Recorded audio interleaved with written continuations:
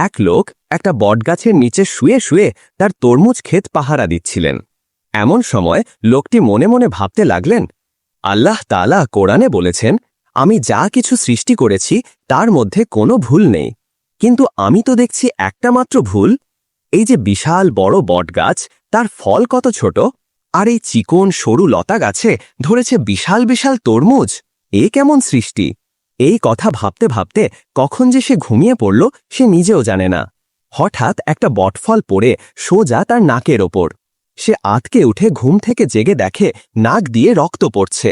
ব্যথায় মুখ কুঁচকে সে বলল, আল্লাহ, আসলেই তোমার সৃষ্টির মধ্যে কোনো ভুল নেই। তুমি কত মহান, কত জ্ঞানী। আজ যদি এই বটফলের জায়গায় তরমুজ পড়ত, তাহলে তো আমার আর বেঁচে থাকা হতো না। আজই বিনা টিকিটে ভেসে যেতাম। তুমি যা করো সবই হিকমত ও রহমতের সাথে করো।